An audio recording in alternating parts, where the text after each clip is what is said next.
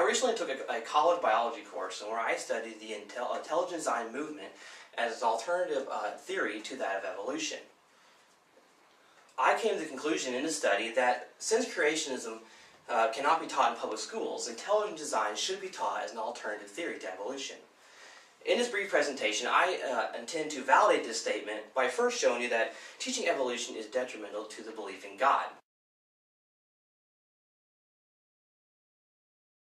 No, I'm not analyzing this video. Look, I'll do anything else, but not this nonsense. Give me something else to do, please!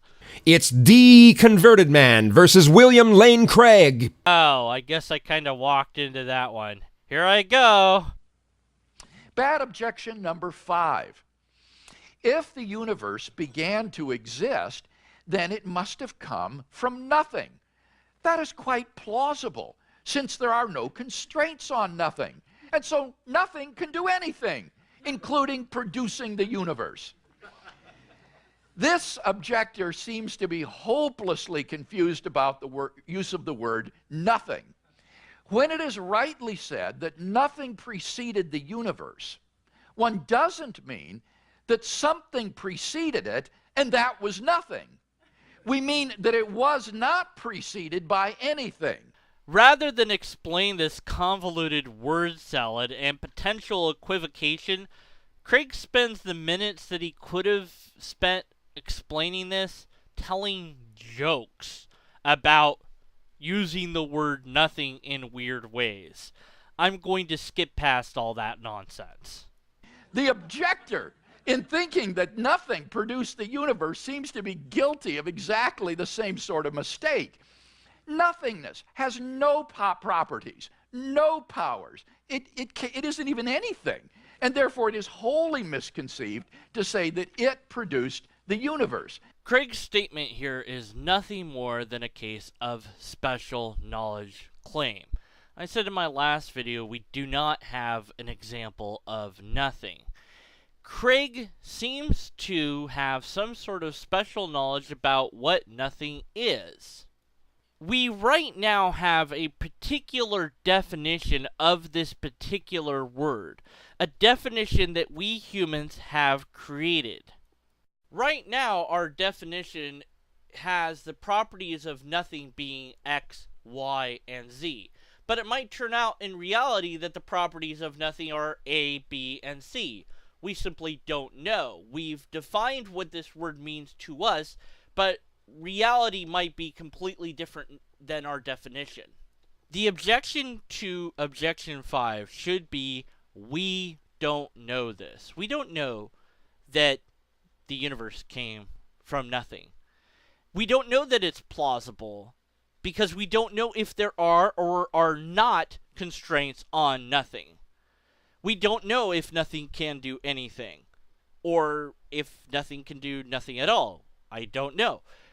All I have as an example of nothing is our current definition. Light Flare Craig here gives the objection that we can't say that the universe came from nothing, not because we don't have an example of nothing, but because he knows what nothing can and can't do. That's his objection. It's nothing more than a claim to special knowledge. Where is Craig getting the actual nothing to talk about? All he is doing is referring to the definition that we have in the dictionary, and there's no way to know if that is or is not the way that nothing would really work. To say that the universe was caused by nothing is to say that the universe had no cause. This is a shifting of topic. We were discussing that the universe came out of nothing, not what caused it. That's a different topic. So universe comes out of nothing is caused by something else, or is also caused by nothing. The two don't have to be identical. And you needed to transition better between the two topics to indicate to your audience that this was a new subject matter. You did not do that, so I think that you did commit the fallacy of shifting the topic, which is a formal fallacy. Bad on you. Doesn't hurt your arguments because it's not an informal fallacy. Still, it's bad form. It wasn't caused by anything. That is surely metaphysically absurd. Why? Why is it metaphysically absurd? It's only absurd if nothing matches what's in the dictionary. If the real nothing in reality is what's in the dictionary, then I would agree. But you can't assert that without knowledge of what nothing really is. All of this relies on that special knowledge claim that Craig has made. Out of nothing, nothing comes. This is a classical principle of metaphysics that goes back to at least Plato. And this is nothing more than an argument ad antiquatum, an appeal to tradition. An appeal to the fact that, yes, this late great philosopher had this notion. To say that then that is something that is true is logically invalid. To say, well, look, this is the way it's always been looked at this way. We've looked at it this way for eons and eons and eons. Doesn't matter how long we thought it was true. Doesn't matter who said it was true. What matters is the argument. Either it stands or it fails on its own. To quote ancient philosophers is interesting, but it doesn't add substance to your argument. You're just replacing your argument with their argument. Which means now I guess I have to argue against this philosopher from ancient times, right? Okay, hey, I'll do that. Yeah, you're wrong, because you should have had that argument in a probabilistic format, not a deductive argument. You should have said, if nothing has the properties of never producing anything at all, even more nothing, then you cannot get anything at all from nothing. There you go. Valid argument. Wouldn't object to you. You wouldn't be wrong, and Craig wouldn't be wrong to agree with you. But Craig would still be wrong to invoke you as if invoking you made his argument valid.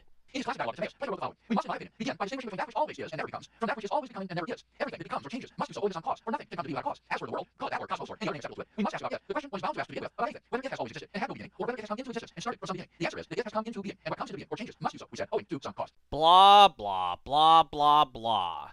Yeah. More appeal to antiquatum, and this is completely irrelevant. It doesn't matter what this philosopher said. It just doesn't matter, okay? Yes, they had these ideas. Yes, they had their own arguments. And maybe in their time those arguments were valid because logic hadn't developed into what it has today. But to use it and say, oh, look, it's so old. I mean, these people, they're the first philosophers. Therefore, it's valid and true. No! Come on, man. No. That's not how it works. And thus the first premise of the Kalam cosmological argument is one of the oldest and most widely recognized truths of metaphysics. And so we conclude this particular video with another argument ad antiquatum and an ad populum. Lots of people agree with it, and it's old, and it's been around forever, so that's why it's valid. Really? Seriously? Is this the best we have?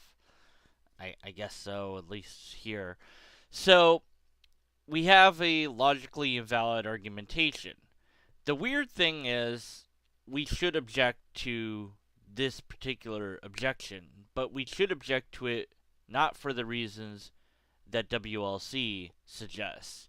The reasons that he suggests actually are ones we have to be skeptical of, and unless and until we have a logically coherent argument, we have to continue to be skeptical of his conclusions.